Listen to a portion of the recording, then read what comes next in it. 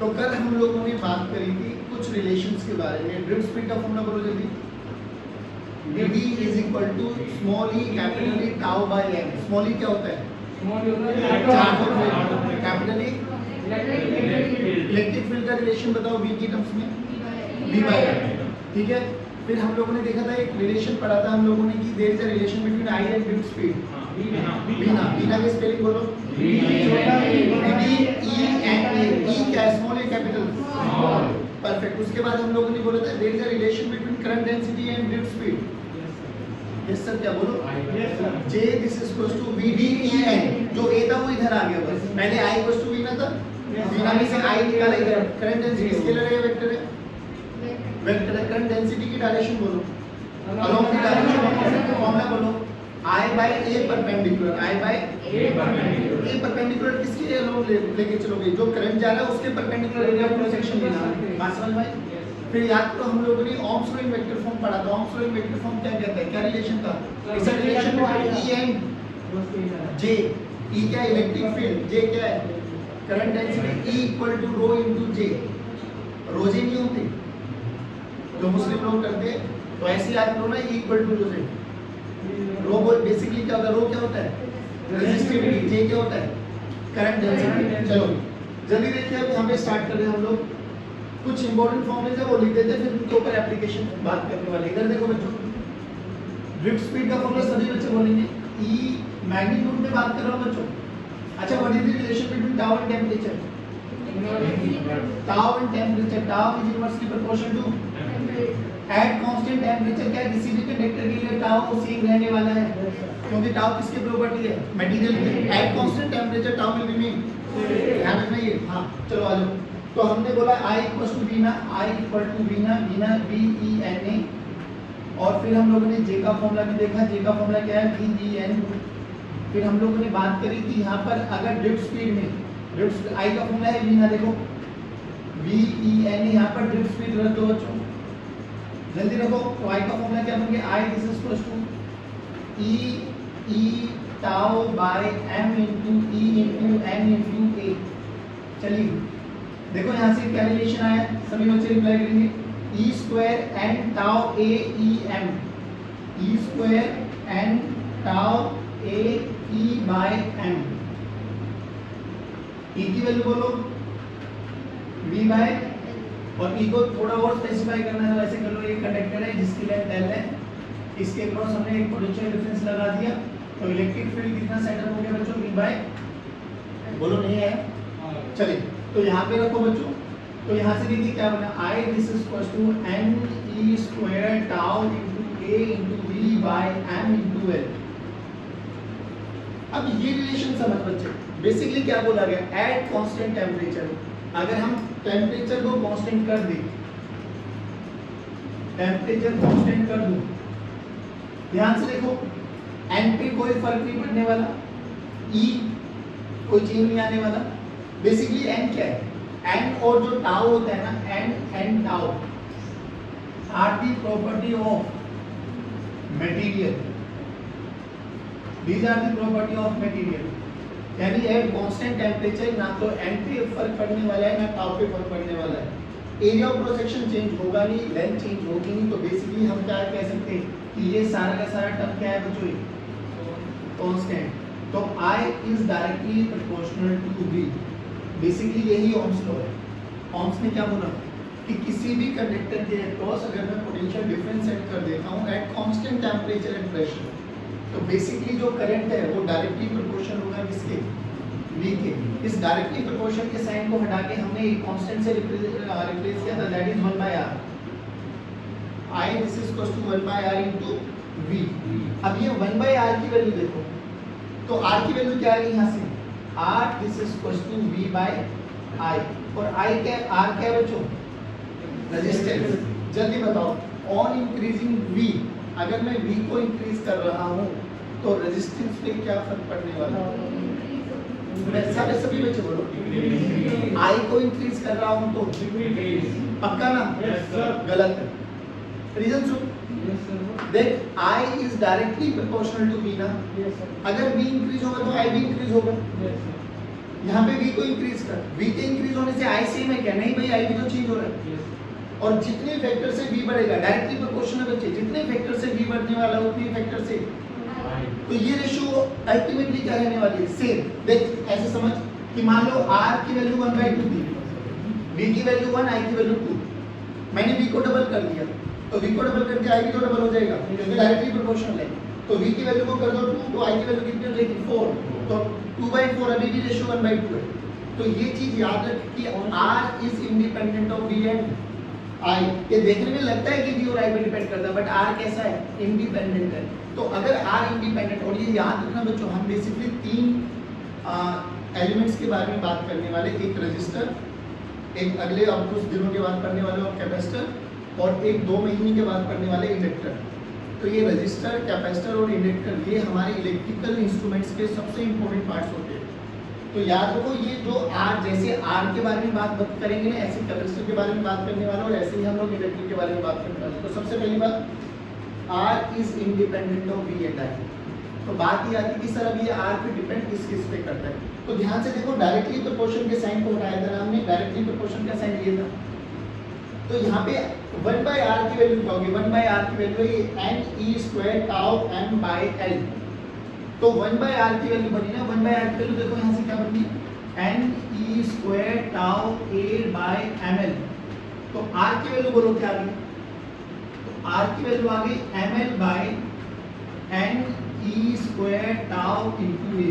अब ध्यान से सुनो भैया, m और e, m और e तो क्या है? Mass of electron, charge of electron, इन पे तो कोई फर्क नहीं पड़ने वाला बच्चों। दूसरी देखो, n और टाउ किसकी प्रॉपर्टी है? n और टाउ किसकी प्रॉपर्टी है? मटेरियल की प्रॉपर्टी है। दूसरी तीसरी चीज l और a क्या है? l और a हमारे पास कॉन्फ़िगरेशन की, हमने जो ये मटेरियल लिया है ना, कंडक्टर लिया है, इसकी लेंथ कितना है, इसका एरिया ऑफ क्रॉस सेक्शन कितना है। अब ये बताओ, अगर मैंने कॉपर की जगह एल्यूमिनियम ले लिया, तो क्या मैंने मटेरियल चेंज कर दिया? तो क्या n और टाउ चेंज हो जाएगा? तो मटेरियल चेंज कर देंगे तो क्या रेजिस्टेंस चेंज हो गया? हाँ या ना बोलो? दोबारा देखो, R का फॉर्मूला ये वर्सेटाइल फॉर्मूला याद करो, ml/n² tau × a, ml/n² tau × a। अब ध्यान से सुन, m और e पे कोई फर्क नहीं पड़ने वाला। अब बात है कि n tau l a, n और tau किसकी प्रॉपर्टी है? कल से यही पढ़ते आ रहे हैं, n और tau किसकी प्रॉपर्टी है? मटेरियल चेंज कर दिया, मान लो मैंने कॉपर का लिया था, कॉपर की जगह मैंने एल्यूमिनियम ले लिया, तो हाँ मटेरियल चेंज कर दे तो n भी चेंज हो जाएंगे, टाउ भी चेंज हो जाएगा।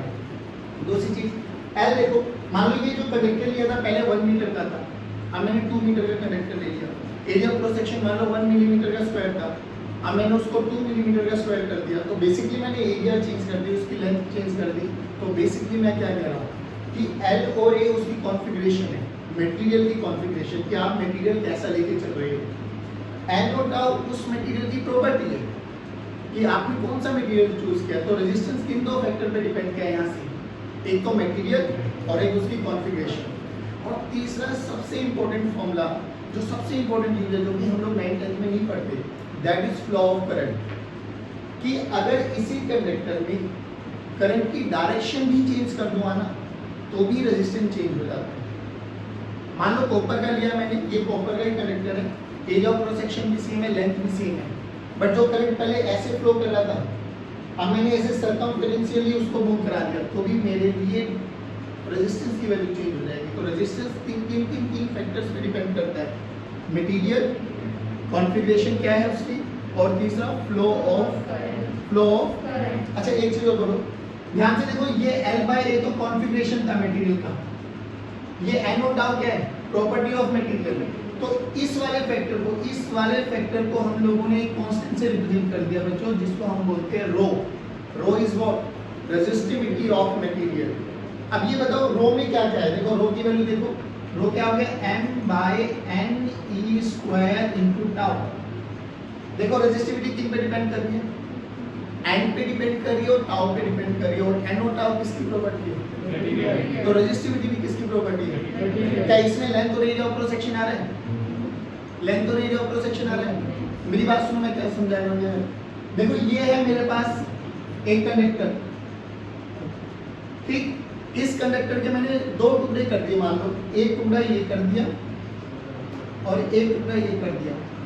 ध्यान से देखो, टुकड़ा करने से, ये 2 टुकड़े करने से क्या चीज चेंज हो गई? रेजिस्टेंस चेंज हो गया, क्योंकि area of cross section change नहीं हुआ बट लेंथ चेंज होगी। तो इनके जब मैंने इसको 2 पार्ट्स में करो, 10 पार्ट में करो, 20 पार्ट में करो, तो बेसिकली इसका मेरे पास रेजिस्टेंस तो चेंज हो गया, लेकिन क्या चीज चेंज नहीं होगी? रेजिस्टिविटी। क्योंकि रेजिस्टिविटी में देखो एल और ए वाला कोई फैक्टर ही नहीं है, तो चाहे आपके इसके 10 लाख टुकड़े कर दो, जब तक मटेरियल सेम रहेगा रेजिस्टिविटी सेम रहेगी। ये पॉइंट याद रख लो बच्चों। एट कांस्टेंट टेम्परेचर मटेरियल अगर सेम रहता है तो रेजिस्टिविटी में कोई भी फर्क पड़ने वाला नहीं। तेरे नंबर ऑफ क्वेश्चंस पूछे जाते हैं कि एक मटेरियल है, उसको डबल कर दिया, उसको ट्रिपल कर दिया, उसको 3 पार्ट्स में तोड़ दिया, तो बताइए रेजिस्टेंस और रेजिस्टिविटी में क्या फर्क पड़ने वाला है? At constant temperature. Constant temperature पे पहली बात तो रिलैक्सेशन टाइम जो है वो कांस्टेंट रहने वाला है। रिलैक्सेशन टाइम कांस्टेंट रहने वाला है, एन कांस्टेंट रहने वाला है, तो रेजिस्टिविटी में कोई भी वेरिएशन।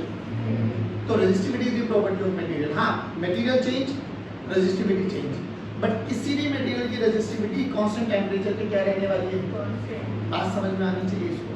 हाँ, और उस मटेरियल के अगर मैं टुकड़े कर दूं, 2 पार्ट्स में डिवाइड किया, 4 में किया, 6 में किया, तो क्या चीज चेंज हो जाएगा? रेजिस्टेंस। बात समझ में आनी चाहिए। जल्दी देख, क्या क्या चीज देखी हम लोगों ने यहाँ से कि रेजिस्टेंस का formula ml/n² tau into a होता है। m/n² टाउ हमारे पास रेजिस्टिविटी होती है, तो रेजिस्टेंस का फॉर्मूला ρl/a बना। ध्यान से सुनना, तो रेजिस्टेंस का फॉर्मूला बना हमारे पास ρl/a। अब बात ये आती है कि ये रेजिस्टेंस किन किन फैक्टर्स पे डिपेंड करता है, जल्दी बताइए। एक तो मटेरियल, दूसरा उसकी कॉन्फ़िगरेशन, तीसरा फ्लो ऑफ करंट। ये फ्लो ऑफ करंट का एक एग्जांपल देखो। मान लो मेरे पास एक क्यूबॉइड है, ठीक है बच्चों, इधर देखिए, बस वही ये लेंथ L मान लेते हैं बच्चों, ये वाली जो ब्रेड्थ है इसको B मान लो, और जो ये हाइट है इसको H मान लो। ठीक, मान लो ये कॉपर का है, कोई भी मटेरियल मान लो, कोई दिक्कत वाली बात नहीं। हमारे लिए जो करंट आ रहा है ना, करंट इस डायरेक्शन में फ्लो कर रहा है, this is the direction of current. बोला गया रेजिस्टेंस कैलकुलेट करो। ठीक, फिर हमने करंट की डायरेक्शन को ऐसे ना करके ऐसे चेंज कर दिया। देखो मटेरियल वही है, डायमेंशन भी वही है L B H, बट क्या चीज चेंज कर रहा है मैंने? डायरेक्शन ऑफ करंट चेंज कर दिया। तो क्या रेजिस्टेंस में चेंज होगा? अब देखो ये जो ρl/a है ना, अब इसमें देखो ये L कौन सा होता है, A कौन सा होता है?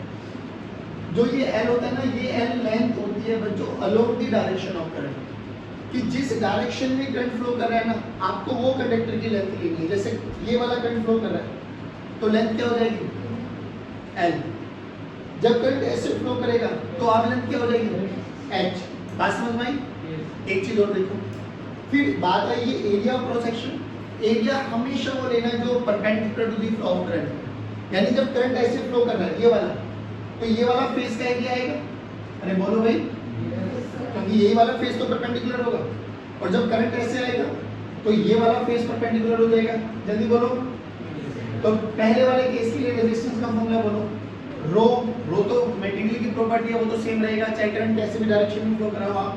तो रो L की वैल्यू बोलो, L की वैल्यू L हो गई, और area of cross section B into, नहीं आया बच्चों, इस वाले केस में R2 बोलो, इस वाले केस में R2 बोलो, तो रो रहेगा, L की वैल्यू बोलो H, और एरिया बोलो L into B, L into B। देखिए दोनों रेजिस्टेंस चेंज हो गए। बस याद ते रखना है कि L और A कौन सा लेके चलेंगे। L हमेशा वो लेके चलेंगे which is along the direction of current, और एरिया हमेशा वो लेके चलेंगे which is perpendicular to the flow of current. बोलो इतना समझ में आया? अब अगर ये समझ में आ गया तो एक क्वेश्चन बता दो जल्दी। मान लो मेरे पास ये एक सिलेंडर है बच्चों, आराम से सुनो, इसका रेडियस R2 रेडियस है मान लिया, और इसके अंदर एक और छोटा सिलेंडर रख दिया मैंने, इसका इनर रेडियस R1 है, दिस इज R1, इसकी लेंथ L मान ली, और जो करंट है ना वो करंट इसमें फ्लो कर रहा है। देखो ध्यान से, इस वाले पार्ट में, बस समझ में आ गया? अंदर से खाली है, करंट ऐसे फ्लो कर रहा है। ठीक, इसकी रेजिस्टिविटी रो मान लो। बोला क्या, बताओ इस केस में रेजिस्टेंस निकालना।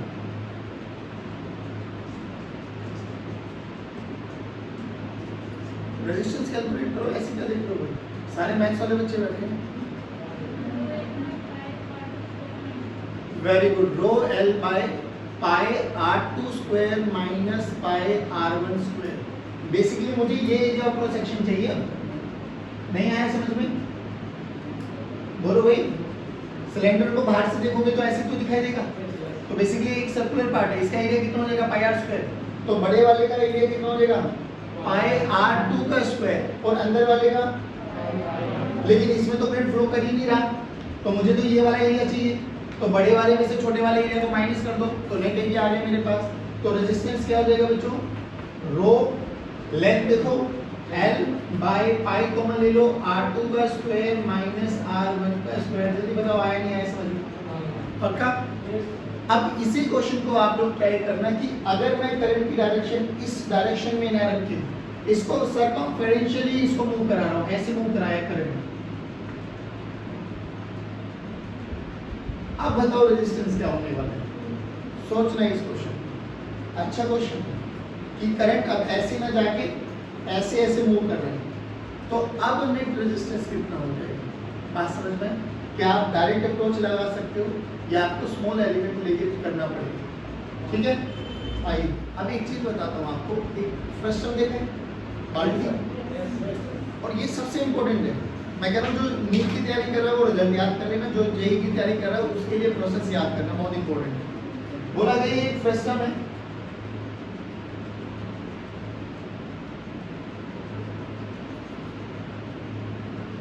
और इसकी जो ये लेंथ है ना बच्चों, दिस लेंथ इज L, ठीक है। इसका ये वाला रेडियस A मान लिया और ये वाला रेडियस B मान लिया, ठीक।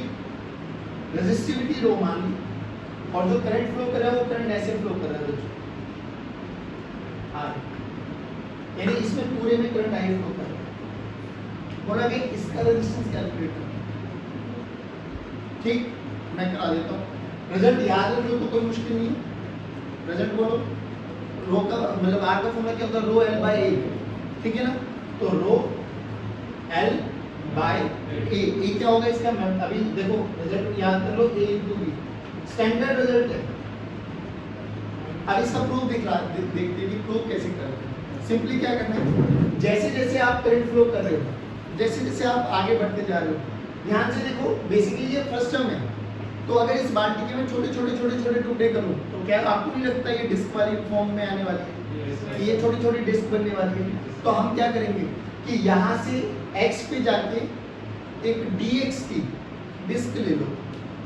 अब डिस्क लेना कोई मुश्किल नहीं है, तो उस डिस्क जो डिस्क मानी है उसका वो निकाल दो, छोटा सा रेजिस्टेंस। लेकिन बात ये आएगी कि भैया जो मैं मान लो यहाँ पे ले ली, मैंने ये डिस्क यहाँ पे ले लिया ऐसे। अब जरूरी थोड़ी ना हर बच्चा यहीं पे डिस्क मानेगा, वो बच्चा आगे भी मान सकता है। तो जैसे जैसे आप आगे मूव कर रहे हो, बेसिकली क्या कर रहे हो आप? ऑन चेंजिंग x, तो जो ये डिस्क का रेडियस माना है मैंने r, क्या ये भी चेंज होता चला जाएगा? तो यहाँ से क्या चीज देखेंगे हम लोग कि x और r दोनों ही चेंज हो रहे हैं, या you can say x is a function of r, x change r change. बात समझ में? अब देखो हमने क्या किया कि x पे जाके dx की एक हमने डिस्क ले ली, और इस डिस्क का जो रेडियस माना है दैट इज स्मॉल r। अब इस डिस्क की हमें छोटा सा रेडियस वो रेजिस्टेंस कैलकुलेट करना है, तो मैं कैलकुलेट कर सकता हूँ। डिस्क देखो, बहुत पतली सी डिस्क ली है हम लोगों ने, तो डिस्क में करंट ऐसे फ्लो कर रहा है, ठीक है। तो लेंथ कितनी हो जाएगी? dx। अभी ये डिस्क है ना, अब डिस्क मानना ही ये डिस्क है, इसकी ये मोटाई है ना dx, मेरी उंगली मान नहीं मान ली, करंट ऐसे फ्लो कर रहा है, तो लेंथ कौन सी लेके चलेंगे? जो अलोंग की डायरेक्शन ऑफ करंट है, तो इसकी ये लेंथ यही तो होगी ना dx, तो L की वैल्यू तो आगे dx, इसका एरिया ऑफ क्रॉस सेक्शन ये वाला पाई r स्क्वायर, तो इसका रेजिस्टेंस कितना हो गया? dr, छोटा सा रेजिस्टेंस, रो कोई चेंज नहीं आया, dx इसकी लेंथ हो गई, और इसका छोटा सा एरिया पाई r स्क्वायर। दोबारा देख, r और x में रिलेशन आ रहा है। अगर मुझे इंटीग्रेशन करना भी पड़ गया तो इंटीग्रेशन तो यही कहता है एक चीज वेरिएबल होनी चाहिए। यहाँ तो देखो ऑन चेंजिंग और x भी चेंज हो रहा है, तो अब हमें क्या करना है? हमें r और x में रिलेशन चाहिए। r की वैल्यू को यहाँ पे रख दो x के टर्म में, तो हम इजीली डिफरेंशिएट कर इंटीग्रेट कर सकते हैं, या dx को r की टर्म में कन्वर्ट कर लो तो भी हम लोग इंटीग्रेट कर सकते हैं। अब बात यह है कि हाउ टू कैलकुलेट r और x का रिलेशन। अब इसके लिए चीज समझो, अलग अलग मतलब किताबों में अलग अलग सॉल्यूशन मिलने वाला, आपको परेशान होने की बिल्कुल भी कोई आवश्यकता नहीं। देखिए क्या करते हैं, अगर मैं इसको, भैया ध्यान से सुनना, इसको मैंने x एक्सिस और इसको मैंने r मतलब बेसिकली y है, y पे मैंने r ले लिया, ठीक। ध्यान से देख, अगर मैं इसको ओरिजिन मान लूं, तो दिस इज ओरिजिन, ये जो इसका सेंटर पॉइंट है, तो ये वाली लाइन देखो, ये वाला, इसका कोऑर्डिनेट क्या हो जाएगा 0, a 0, a। ध्यान से देखो, अगर मैं इसको यहाँ पे ड्रॉ करूं, ये कुछ ऐसा बना, इट्स अ स्ट्रेट लाइन। देखो ये एक स्ट्रेट लाइन ग्राफ बन गया। अगर स्ट्रेट लाइन ग्राफ बन गया तो क्या मैं इसकी इक्वेशन लिख सकता हूँ y = mx + c। y क्या होता है वर्टिकल एक्सिस, x क्या होता है हॉरिजॉन्टल एक्सिस, m क्या होता है स्लोप और c क्या होता है इंटरसेप्ट ऑन वर्टिकल एक्सिस। तो देखो यहाँ पे c की वैल्यू तो क्या आ गई a। भाई इक्वेशन ऑफ स्ट्रेट लाइन क्या होती है y = mx+, तो यहाँ पे देखो y एक्सिस को इसने यहाँ पे कट किया है ना, तो इंटरसेप्ट क्या हो गया, c की वैल्यू हो गई a, नहीं आया पक्का। दूसरी चीज y पर कौन है, r, इधर r लिया है तो x पे कौन है x। अब m की बात करते हैं, m क्या है स्लोप। अगर स्लोप मुझे कैलकुलेट करना है तो मैंने रिलेशन लिख देना है। अब स्लोप देखो कैसे लिखूंगा, ध्यान से सुनना बच्चों, इस इक्वेशन में देखो, अगर ये हमारे पास r है, अगर मैं यहाँ पर एक हॉरिजॉन्टल लाइन ड्रॉ कर दूं, मतलब ये एक्सिस और ये axis are parallel to each other, तो ध्यान से देख, ये हमारे पास r, तो ये कितना बना r, ये a था ना, ये टोटल r है, तो ये कितना बना r - a, नहीं आया। ये देखो ये टोटल b था, ये आपके पास a है, तो ये वाली लाइन कितनी बनी b - a। अब ये क्यों लिखवा रहा हूँ, ध्यान से देखो, कहीं में बेसिकली ये वाला ट्रायंगल, इस ट्रायंगल का अगर मैं नाम दे दूं a b c d और e, कई लोग यहाँ से रिलेशन निकालते हैं सिमिलर ट्रायंगल की प्रॉपर्टी यूज करके, कि वो ये बोल देगा a b c a d e are similar triangle, तो दोनों की साइड्स की रेशियो बराबर होने वाली है। हम लोग डायरेक्ट भी कर सकते हैं, देखो कैसे। अब ये देख ध्यान से, यहाँ से मुझे क्या करना, मुझे यही तो स्लोप है मेरी, ये थीटा निकल जाए, तो थीटा क्या होता है टेंजेंट, स्लोप क्या होता है tan थीटा, tan थीटा क्या हो जाएगा perpendicular by base b - a by l, नहीं आया। कंडीशन ये लिखी होती है आपके न्यूमेरिकल्स में, जो अच्छी किताबों में से देखोगे कि b - a बहुत छोटा है एज कंपेरिजन टू l। बहुत छोटे का मतलब समझ में आया, क्योंकि ये फ्रस्टम बेसिकली आप ऐसे लेके चल रहे हो ना, तो फ्रस्टम में जब डिस्क मानोगे तो डिस्क में देखो ये वाला पार्ट आप इग्नोर कर रहे हो, तो ये b - a is less than l का मतलब समझ में आ गया कि ये जो आपके पास स्लोप है, ये ज्यादा लंबी चौड़ी स्लोप नहीं है, बहुत छोटी सी स्लोप है, कि आप लोग इसको इग्नोर कर सकते हो, कोई बड़ी बात चलिए आ जाइए। तो अब यहाँ से टेंजेंट थीटा की वैल्यू बोलो, tan थीटा, ये थीटा मान लिया हमने, तो tan थीटा की वैल्यू क्या होगी बच्चों b - a that is perpendicular divided by ये वाली लेंथ, और ये वाली लेंथ किसके बराबर है l, तो ये आ गई इक्वेशन। बोलो क्या आ गई हमारे पास इक्वेशन आ गई, देखो r y एक्सिस पर है, स्लोप क्या है b - a by l into x plus a। This is relation between r and x, r and x। आप सुनो, अब जो मैक्सिमम किताबों में देखोगे आप लोग क्या मिलेगा आपको, इस r की वैल्यू को उठा के यहाँ पे रख दो, तो देखो ऊपर dx है, नीचे x की टर्म आ गई, इंटीग्रेट कर दो, कहाँ से कहाँ 0 से लेके l के, x की लिमिट रखनी है ना, तो यहाँ पे x की लिमिट 0 हो जाएगी और यहाँ पे x की लिमिट, तो एक सॉल्यूशन वहां से आ जाएगा, यही वाला आंसर। परेशान होने की कोई आवश्यकता नहीं। क्या रखना है आपको, यहाँ पे r की वैल्यू उठाओ और ये वाली वैल्यू यहाँ पे रख दो, तो देखो नीचे बहुत लंबा चौड़ा सा इक्वेशंस बनने वाली है। एक इजीएस्ट मेथड है, वो देखो क्या है कि क्यों ना जो ये इक्वेशन आई है, मुझे क्या करना, मुझे dx चाहिए ना, इसको अगर मैं डिफरेंशिएट कर दूं x के रेस्पेक्ट में, वहां से dx की वैल्यू निकालनी, तो dx की वैल्यू r की टर्म्स में आ जाएगी, यहाँ पे रख दो, इंटीग्रेट करो, फिर r की लिमिट रख दो। पहले हमने किसके रेस्पेक्ट में किया x के, तो x की लिमिट रखनी थी।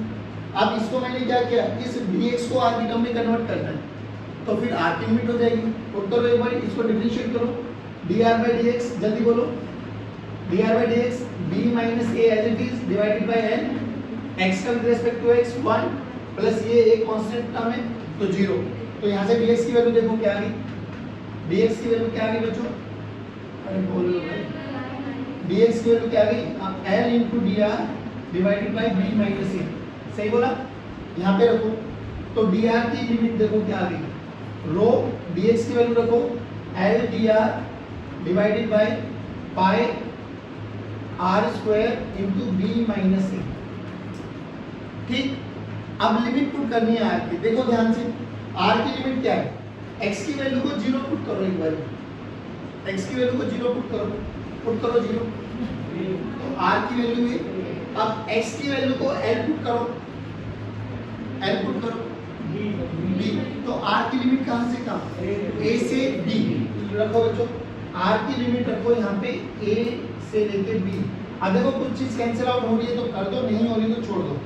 रो पाई b माइनस a बाहर आ गया, नीचे देखो dr और 1/r स्क्वायर, इंटीग्रेट करो तो -1/r हो जाएगा, -1/r में जब लिमिट पुट करोगे तो ऊपर 1/b माइनस 1/a आएगा, माइनस कॉमन लेके चले जाओगे अंदर तो 1/a माइनस 1/b आ जाएगा, एलसीएम लो तो नीचे a b आ गया, ऊपर b माइनस से आ गया, b माइनस a को कैंसिल आउट कर देगा, नहीं आया।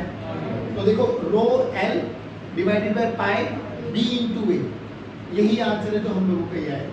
मतलब दोनों तरीके से आंसर आ सकता है, इसमें कोई लोचा नहीं है, बस आपको याद क्या रखना है, अगर आपने यहाँ पर इसकी वैल्यू को एज इट इज रख दिया तो आपको x की लिमिट लगानी है 0 से l, और अगर आपने इसको डिफरेंशिएट करके रखा तो आपको स्मॉल r की वैल्यू लगानी, लिमिट लगानी है a से b, जो भी आएगा दोनों से आंसर आ जाता है। बट ये थोड़ा कन्वीनियंट होता है, इंटीग्रेट कर पाए इजी होता है, तो हम लोग इसके साथ जाते हैं। बोलो जल्दी बताइए, समझ में आया, बस सिंपली ये अप्रोच लगानी है आपको, आपका आंसर आ जाता है।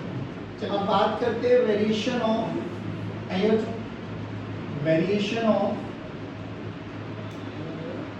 R with respect to temperature। R का फॉर्मूला क्या बच्चों, ml by n e square tau into a, ठीक है। और यहाँ से R का फॉर्मूला रो की टर्म्स में क्या आ गया बच्चों, रो l by a। अगर मेरे पास कंडक्टर कांस्टेंट मतलब रखा हुआ है मैंने, तो मैं क्या कह सकता हूँ कि कंडक्टर, अगर मेरे पास यही कंडक्टर है जिसका L सेम है, area of cross section same है, तो मैं ये कह सकता हूँ कि resistance is directly proportional to rho. अब हम बात करेंगे बच्चों दो के बारे में, एक कंडक्टर्स के बारे में और एक सेमीकंडक्टर्स के बारे में। इंसुलेटर के बारे में बात करने का कोई लॉजिक नहीं बनता, क्योंकि इंसुलेटर्स में जो इलेक्ट्रॉन्स है वो बाउंडेड होते, तो उनको फ्री करेंगे तो हमें ज़्यादा टेम्परेचर देना पड़ेगा, और टेम्परेचर ज़्यादा देंगे तो जो आपका मटेरियल है वो खराब हो सकता है, तो उसका कोई यूज है नहीं। दो के बारे में बात करेंगे। अब एक बात बताओ, कंडक्टर के केस में फ्री चार्ज कैरियर्स बहुत कम होते, बहुत ज़्यादा होते, 10⁻28 पर मीटर क्यूब, इतना एक्सेस में नंबर होता है। अब ध्यान से सुना बच्चों क्या होगा, देखिए अगर हम बात करें टेम्परेचर का क्या इफेक्ट होता है, तो ये तो सत्य है कि टेम्परेचर के इंक्रीज या डिक्रीज करने से रिलैक्सेशन टाइम में चेंज आएगा। ये भी सत्य है कि टेम्परेचर को चेंज करोगे तो एन में भी वेरिएशन आता है। एन क्या होता है, फ्री चार्ज कैरियर्स। बट ये जो एन होता है ये कंडक्टर्स के लिए बताओ बहुत छोटा है, बहुत ज्यादा, 10⁻28 पर मीटर क्यूब। 10⁻28 का मतलब समझ में आ रहा है कि अगर इतना पैसा हम पे आ जाए तो हम दुनिया को खरीद ले। सोच, 10⁻28। हमने बोला कि बेसिकली जब हम बात करेंगे कंडक्टर्स के बारे में और सेमीकंडक्टर्स के बारे में, देखो एल और ए में कोई वेरिएशन आना नहीं है, एम और ई में भी कोई वेरिएशन में आना नहीं है, तो हमें वेरिएशन दो के पढ़ने, एक एन और एक टाउ। ध्यान से सुना, तो हम बोल सकते हैं कि रेजिस्टेंस जो है वो इनवर्सली प्रोपोर्शनल है किसके बच्चों, एन और टाउ, क्योंकि बाकी सब चीजें कांस्टेंट है। अब कंडक्टर्स के बारे में बताओ, कंडक्टर्स के बारे में एन बहुत एक्सेस में है सर, टेम्परेचर को इंक्रीज करके अगर एन में थोड़ा बहुत वेरिएशन आ भी गया, क्या वो काउंटेबल होगा क्या? नहीं सर, बिल्कुल भी नहीं होने वाला। 10⁻28 है भाई, थोड़ा बहुत इंक्रीमेंट या डिक्रीमेंट हो भी गया तो उससे हम पे क्या फर्क पड़ने वाला है। ये कुछ ऐसी ही कहानी है कि मेरे पास 1 लाख है और उसमें से 1000 का नोट गिर गया, तो ऐसा थोड़ी ना मैं रोना स्टार्ट कर दूंगा, बट मेरे पास है ही 1000 का नोट और गलती से वही गिर गया, मैं तो गया, बर्बाद हो गया। मैं बात समझ में आई? तो रियलिटी में ऐसे ही आपके पास कंडक्टर्स के लिए होता है कि कंडक्टर्स में टेम्परेचर इंक्रीज या डिक्रीज करने से एन का कोई भी इफेक्ट नहीं होने वाला, क्योंकि एन तो एक्सिस में बहुत ज़्यादा है। तो किसका इफेक्ट काउंट करेंगे हम लोग? टाउ। तो हम ये बोल सकते हैं एन के इफेक्ट को हम इग्नोर करने वाले इन केस ऑफ कंडक्टर्स। किसके इफेक्ट को काउंट करने वाले? टाउ। और टाउ देखो ध्यान से, तो हम बोल सकते हैं फॉर कंडक्टर्स हम लोग जो इफेक्ट बात करने वाले वो टाउ का इफेक्ट होगा। और टाउ खुद टेम्परेचर पे कैसे रिलेशन में? इनवर्सली। तो मैं कह सकता हूँ कि resistance is inversely proportional to tau and tau खुद इनवर्सली प्रोपोर्शनल है किसके? टेम्परेचर। तो resistance is directly proportional to, यानी अगर मैं टेम्परेचर को इंक्रीज कर रहा हूँ तो रिलैक्सेशन टाइम डिक्रीज करेगा, रिलैक्सेशन टाइम डिक्रीज करेगा तो रेजिस्टेंस इंक्रीज करेगा। यानी एक कंडक्टर जो कि अच्छा कंडक्टर है ऑन इंक्रीजिंग टेम्परेचर, क्या उसकी कंडक्टिविटी बढ़ रही है या घट रही है? घट रही है भाई, रेजिस्टेंस बढ़ रहा है, रेजिस्टेंस बढ़ रहा है तो बेसिकली क्या होगा? कंडक्टेंस घट रहा है। बात समझ में आई? अच्छा एक चीज और देखो, resistance is directly proportional to resistivity. अगर रेजिस्टेंस बढ़ रहा है तो रेजिस्टिविटी भी बढ़ेगी, और रेजिस्टिविटी और कंडक्टिविटी में कल देखा था इनवर्सली प्रोपोर्शनल है, तो जिसकी रेजिस्टिविटी बढ़ेगी उसकी कंडक्टिविटी, यानी कंडक्टर टेम्परेचर के इंक्रीज करने से कंडक्टिविटी अच्छी होती है, बेकार होती चली जाती है, बेकार। तो यहाँ से देखो direct result on increasing temperature for conductors resistance कैसा होता है? बढ़ता है या घटता है? टेम्परेचर के डायरेक्टली प्रोपोर्शनल है भाई। टेम्परेचर बढ़ेगा तो रेजिस्टेंस, टेम्परेचर कम होगा तो रेजिस्टेंस, यानी ऑन इंक्रीजिंग टेम्परेचर कंडक्टर की रेजिस्टिविटी बढ़ जाती है, तो कंडक्टर इतना इफेक्टिवली काम में आता नहीं। बात समझ में? अब इधर आओ सेमीकंडक्टर। अब सेमीकंडक्टर आप लोगों ने शायद केमिस्ट्री में थोड़ा बहुत पढ़ चुके हो कि सेमीकंडक्टर बेसिकली हम उसको इंसुलेटर की तरह भी यूज कर सकते हैं, हम उसको कंडक्टर की तरह भी यूज कर सकते हैं। टोटली डिपेंड करेगा कि हम लोग टेम्परेचर कितना दे रहे हैं। या तो आपको बोला गया होगा कि कोवेलेंट बॉन्ड होती है, टेम्परेचर बढ़ाते हो तो कोवेलेंट बॉन्ड टूट जाती है, कोवेलेंट बॉन्ड टूट जाती है तो आपके पास फ्री चार्ज कैरियर्स आते हैं, इलेक्ट्रॉन्स एंड होल्स। तो बेसिकली ऑन इंक्रीजिंग टेम्परेचर तो यहाँ पर जो number of free charge carriers है वो बढ़ जाता है, घट जाता है? बढ़ जाता है। अब मेरी बात सुनो, सेमीकंडक्टर के केस में बच्चों एन और टाउ इफेक्ट दोनों का ही होगा। टेम्परेचर को बढ़ाएंगे ये तो घटने वाला है, बट इसमें जो ये एन होते हैं ना ये बहुत कम होते हैं पहले, लेकिन जैसे जैसे टेम्परेचर बढ़ाते हैं कोवेलेंट बॉन्ड एकदम टूटती है और ये एक्सपोनेंशियली बढ़ती है। एक्सपोनेंशियल का मतलब समझ में आता है? मान लो पहले 10 इलेक्ट्रॉन्स थे, टेम्परेचर बढ़ाया 10 लाख हो गए, तो इतना लार्ज अमाउंट में बढ़ता है। तो बताओ किसका इफेक्ट को ज्यादा काउंट करेंगे? अब यहाँ पे बच्चों का दिमाग चलता है कि सर टेम्परेचर के बढ़ाने से ये घट रहा है और ये बढ़ रहा है तो न्यूट्रलाइज कर देगा। नहीं, क्योंकि इसका वैल्यू बहुत ज़्यादा इफेक्टिव होती है, एक्सपोनेंशियली बहुत लार्ज अमाउंट में एन की वैल्यू बढ़ती है, तो इसके इफेक्ट को काउंट करेंगे हम लोग, इसके इफेक्ट को काउंट नहीं करेंगे। तो इन दोनों में कौन सा ज़्यादा डोमिनेट करने वाला है? एन। तो सेमीकंडक्टर के केस में आ जाओ। सेमीकंडक्टर के केस में हम बोल सकते हैं कि resistance is inversely proportional to N. जैसे जैसे टेम्परेचर को चेंज करेंगे यानी टेम्परेचर को इंक्रीज करेंगे तो एन की वैल्यू बढ़ेगी, एन की वैल्यू बढ़ेगी तो रेजिस्टेंस घटेगा, यानी टेम्परेचर बढ़ने से रेजिस्टेंस घट रहा है, यानी R is inversely proportional to temperature. बच्चों बस ये दो रिजल्ट याद रख लो आप कि कंडक्टर के केस में रेजिस्टेंस को बढ़ाने से टेम्परेचर को बढ़ाने से रेजिस्टेंस बढ़ता है और सेमीकंडक्टर के केस में टेम्परेचर बढ़ाने से रेजिस्टेंस घट जाता है। सुनना आराम से। कई बार हमें ऐसी डिवाइस बनानी होती है जब हम लोग एक्सपेरिमेंट कर रहे होते हैं। अब खुद सोच के देखो, मैंने एक डिवाइस बनाई गर्मी के टाइम, ठीक, मान लो मैंने कंडक्टर का यूज करके एक डिवाइस बनाई गर्मी के टाइम, और गर्मी का टाइम मान लो इस टाइम पे टेम्परेचर है 35 डिग्री 40 डिग्री के आसपास। मैंने बना ली 40 डिग्री को मद्देनजर रखते हुए। सर्दियाँ आ गई तो टेम्परेचर डाउन हो गया, 16 डिग्री आ गया। तो जो मैंने गर्मी जून के महीने में एक डिवाइस बनाई थी, क्या वो इतनी इफेक्टिव रहेगी सर्दियों में? नहीं, क्योंकि भैया रेजिस्टेंस मैंने अभी जो रेजिस्टेंस माना, मान लो 5 ओम का रेजिस्टेंस लगाया मैंने और 5 ओम के रेजिस्टेंस को मानते हुए मैंने सारी कैलकुलेशन कर दी, तो उसी के अकॉर्डिंग मेरी डिवाइस में करंट भी फ्लो किया। अब जैसे जैसे सर्दी आ गई तो टेम्परेचर कम, रेजिस्टेंस कम, तो सारी कैलकुलेशन बिगड़ गई, तो मेरी तो डिवाइस बेकार हो गई। तो यानी वो डिवाइस केवल और केवल जून के महीने में काम करेगी, जनवरी के महीने में काम नहीं करेगी। क्या आप लोगों के पास कोई ऐसी डिवाइस है कि ये पर्टिकुलर एक ऐसी डिवाइस है सर ये जून में काम करती है, बस ये जुलाई में काम करती है? ऐसे 12 फोन ले रखे हैं हम लोगों ने, सर ये जनवरी वाला फोन है, ये फरवरी, ऐसे नहीं होता ना। अब देख सेमीकंडक्टर का बनाया, तो सेमीकंडक्टर का भी कोई फायदा नहीं है क्योंकि इसमें भी रेजिस्टेंस के वेरिएशन से इफेक्ट होता है। तो बात होती है जब हमें डिवाइसेस बनानी होती है, जब we have to make standard resistors. Standard resistor वो रजिस्टर होते हैं बच्चों जिनका टेम्परेचर के बढ़ने या घटने से रेजिस्टेंस में कोई फर्क नहीं पड़ना चाहिए। तो खुद कॉमन सेंस बताओ, क्या वो खाली इस मटेरियल से बना सकते हैं? क्या खाली इस मटेरियल से बना सकते हैं? क्या दोनों का यूज करके बनाना पड़ेगा? दोनों का यूज करके बनाना पड़ेगा क्योंकि एक के टेम्परेचर बढ़ने से रेजिस्टेंस बढ़ता है और एक के टेम्परेचर बढ़ने से रेजिस्टेंस, तो कहीं ना कहीं ये इसके बढ़ने को ये इसका घटना न्यूट्रलाइज कर सकता है। तो शायद हम कोई ऐसी डिवाइस बना पाए जो टेम्परेचर इंडिपेंडेंट हो, उनको बोलते हैं अलॉयज। या तो अलॉयज क्या होता है? यही तो होता है, कंडक्टर और सेमीकंडक्टर का मिक्सचर ही तो अलॉयज होता है। तो जो भी स्टैंडर्ड रजिस्टर होते हैं, यहाँ तो सुनो, स्टैंडर्ड रजिस्टर किससे मिलकर बनाए होते हैं? अलॉयज। बेसिकली कंडक्टर और सेमीकंडक्टर का कॉम्बिनेशन होता है। और वो क्यों होता है, रीजन समझ में आ गया? क्योंकि एक के टेम्परेचर के बढ़ाने से रेजिस्टेंस बढ़ता है और इसमें टेम्परेचर के बढ़ाने से रेजिस्टेंस। तो अगर मुझे कोई ऐसी डिवाइस चाहिए जिसका टेम्परेचर पे कोई फर्क ना पड़े, यानी resistance is independent of temperature, तो मुझे क्या करना है? मुझे इन दोनों का यूज करना है। और इन दोनों का यूज ही क्या कराया जाता है? अलॉयज। तो why alloys are used for making standard resistors? Basic result याद आ गया, अभी इसको थोड़ा और डिटेल में पढ़ने वाले। जल्दी बताइए, समझ में आया?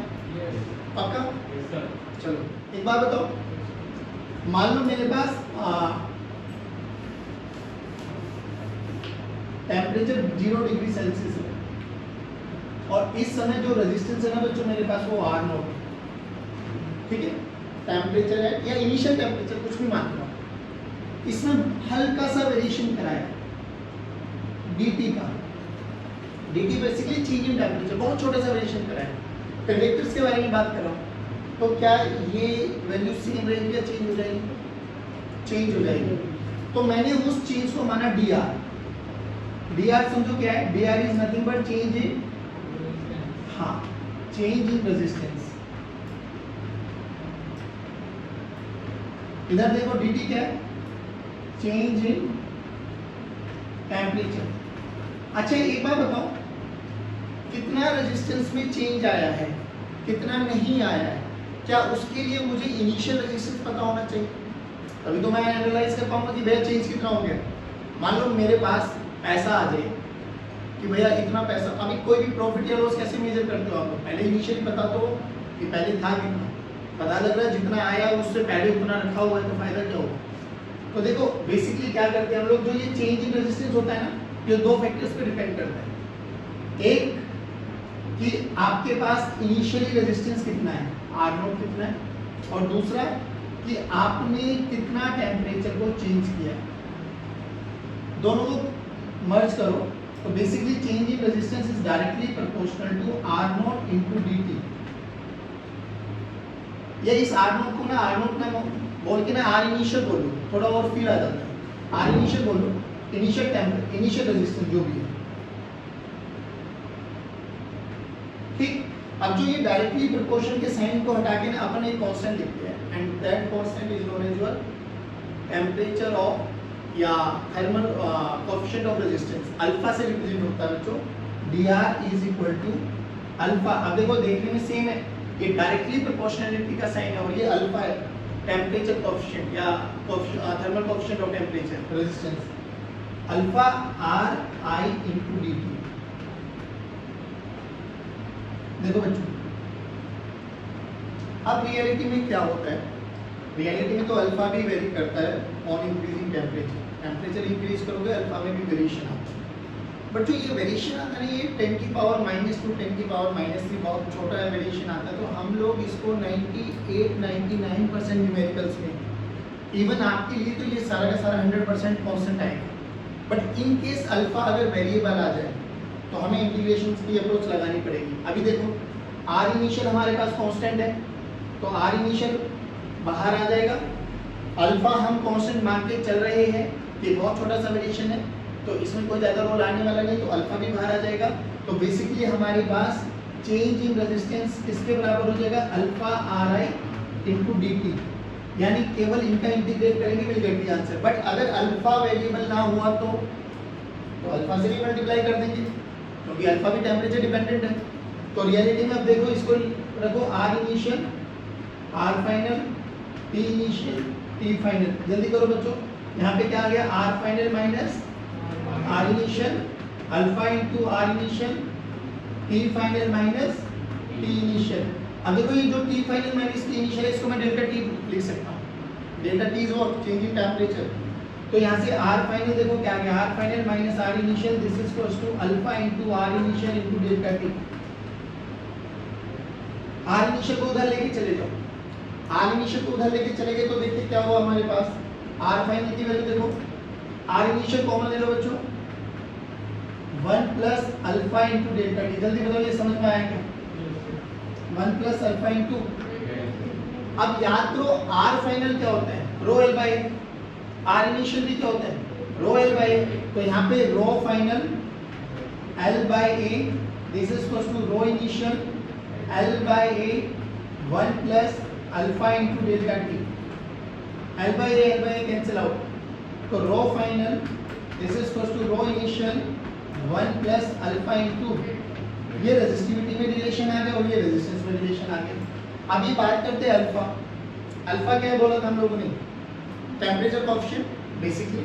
अब सुनो ध्यान से, कंडक्टर्स के लिए बात करो, कंडक्टर्स के लिए अल्फा पॉजिटिव होता है नेगेटिव होता है, हमें ये चेक करना है।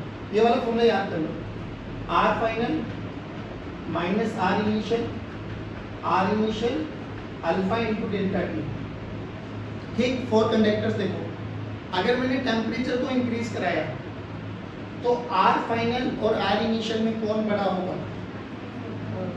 आर फाइनल, क्योंकि ऑन इंक्रीजिंग टेम्परेचर रेजिस्टेंस बढ़ता है कंडक्टर के केस में। तो R final is greater than, अरे बोलो यार, तो ये वाली जो क्वांटिटी है पॉजिटिव आएगी नेगेटिव आएगी, अल्फा की वैल्यू पॉजिटिव फॉर कंडक्टर्स।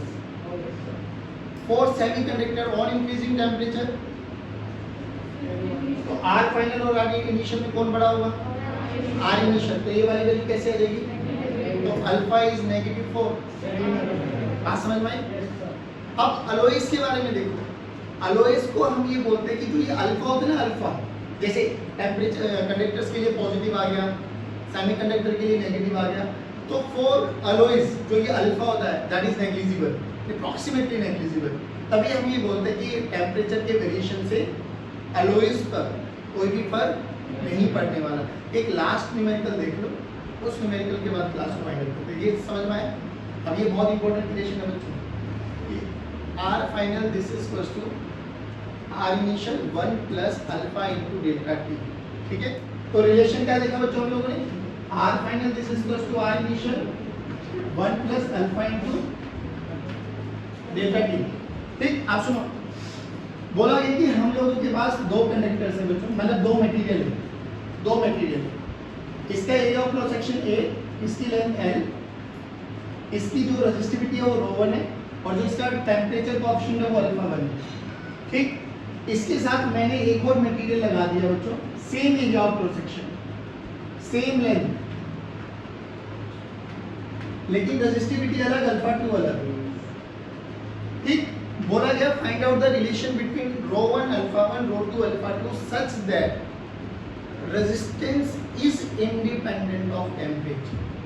मतलब क्या कि हमें अल्फा 1 रो 1 अल्फा 2 रो 2 में ऐसा रिलेशन निकालना है कि ऑन इंक्रीजिंग द टेम्परेचर इसका रेजिस्टेंस क्या रहे, सेम। अच्छा, रेजिस्टेंस सेम रहे तो अगर मैं इसको 1 मान लूँ, इसको 2 मान लूँ, तो कॉमन सेंस से बताओ दोनों सेम होंगे अलग अलग? सेम कैसे हो सकते हैं भाई, ये मटेरियल अलग होगा ये अलग होगा। अब ये अलग अलग कौन कौन हो सकता है, क्या दोनों कंडक्टर हो सकते हैं, क्या दोनों सेमीकंडक्टर हो सकते हैं, एक कंडक्टर हो गए। और क्वेश्चन की स्टेटमेंट क्या बोला गया कि हमें ऐसा रिलेशन निकालना है कि आर इनिशियल जो इनिशियल टेम्परेचर इनिशियल रेजिस्टेंस है वही किसके बराबर होना चाहिए, फाइनल, बेसिकली रेजिस्टेंस में कोई चेंज, अरे यही तो बोला गया, find out the relation between alpha 1 rho 1 alpha 2 rho 2 such that resistance is independent of temperature. यही तो क्वेश्चन पूछा गया है। तो बेसिकली अकॉर्डिंग टू क्वेश्चन क्या बोला गया कि R initial must be equal to, ये हमें चाहिए। लेकिन अपन को इतना तो समझ में आता है भैया, ये है रिलेशन, टेम्परेचर बढ़ाने से रेजिस्टेंस चेंज होता है इस वाले फैक्टर से, अगर अल्फा कांस्टेंट है तो। आ जाओ, अब देखो यहाँ पर आर इनिशियल निकालो, इसका 1 का R1 देखो, R1 क्या हो गया, रो 1 L बाई ए, मान लो करंट ऐसे फ्लो कर रहे हैं, R2 बोलो रो 2 L बाई ए, तो R इनिशियल कितना हो गया बच्चों, R1 प्लस R2, अरे बोलो भाई, यानी रो 1 L by A plus rho 2 L by A. Temperature को मैंने चेंज कर दिया, ऑन चेंजिंग टेम्परेचर, तो इसका रेजिस्टेंस क्या हुआ उस वाले फैक्टर से देखो, तो R1 डैश बोल दो, R1 डैश कितना हो गया बच्चों, इनिशियल R1 था 1 plus alpha 1 into delta T, आया नहीं समझ में। इसका टेम्परेचर, इसका रेजिस्टेंस कितना हो गया, R2 डैश बोलो, R2 1 plus alpha 2 into delta T, बोलो आया नहीं आया समझ में, पक्का। अब बोला क्या गया, जो R डैश आया, जो न्यू रेजिस्टेंस आया, या R फाइनल बोल दो इसको, R final is nothing but R1 dash plus, अब बोलो R1 डैश कितना है, ये रहा R1 1 plus alpha 1 delta T plus R2 1 plus alpha 2 delta T. अब बच्चों अकॉर्डिंग टू क्वेश्चन क्या है, R initial must be equal to, यानी ये वाली इक्वेशन जो है और ये वाली इक्वेशन जो है, ये दोनों बराबर होनी, बराबर है तो आंसर आएगा। देखो यहाँ पर क्या आ गया बच्चों, इसको रो 1, इसको इक्वेशन 1 बोल दो, इसको इक्वेशन 2 बोल दो, और बोल देता इक्वेट फर्स्ट एंड सेकंड, क्योंकि क्वेश्चन में यही बोला गया हमसे। चलिए जल्दी देखो, equating first and second, equating first and second, जल्दी बोलो क्या है। देखो यहाँ से L बाई ए कॉमन आ रहा है, रो 1 प्लस, चलो ऐसे लिखो, रो 1 L बाई ए, या इसको R1 R2 की टर्म्स में लिखा रहने दो, ऐसे लिखा रहने दो, R1 प्लस R2, ये तो इनिशियल है। इधर देखो, यहाँ पे हम मल्टीप्लाई करो, ये R1 plus R1 alpha 1 delta T, आए नहीं समझ, चलो R1 plus R1 alpha 1 delta T plus R2 plus R2 alpha 2 delta T, R2 plus R2 alpha 2 delta T. देखो ध्यान से, R1 R2 कैंसिल आउट, नहीं आया। अब R1 R2 की वैल्यू में ये लिख सकता हूँ, रो 1 L, क्योंकि मुझे तो रो और अल्फा में रिलेशन चाहिए, तो देखिए यहाँ से, तो rho 1 L by A alpha 1 delta T plus rho 2 L by A alpha 2 delta T is equal to, इधर जीरो बचा, ध्यान से देखो, रो 1 मतलब L बाई ए और डेल्टा की कॉमन आ रहा है, उधर ले जाओ जीरो कर दो, तो क्या बचा, rho 1 alpha 1 plus rho 2 alpha 2 must be equal to, फिर कह रहा हूँ बहुत इंपॉर्टेंट रिलेशन, बहुत इंपॉर्टेंट रिलेशन, कि अलॉयज के लिए, इन्हीं को अलॉयज बोलते हैं। अब कॉमन सेंस भी समझ में आ रहा है, ये जीरो कब होगा, जब एक का अल्फा पॉजिटिव होगा और एक का अल्फा, क्योंकि रेजिस्टिविटी नेगेटिव पॉजिटिव, क्योंकि रेजिस्टिविटी था क्या, m by n square tau, अरे यार ऐसे कैसे, m बाई n स्क्वायर, तो एक अल्फा पॉजिटिव होना चाहिए और एक अल्फा, तभी जाके ये जीरो होने वाला है। बात समझ में? चलिए बच्चों आज की क्लास को यहीं समाप्त करते हैं। जय हिंद, जय भारत, गॉड ब्लेस यू।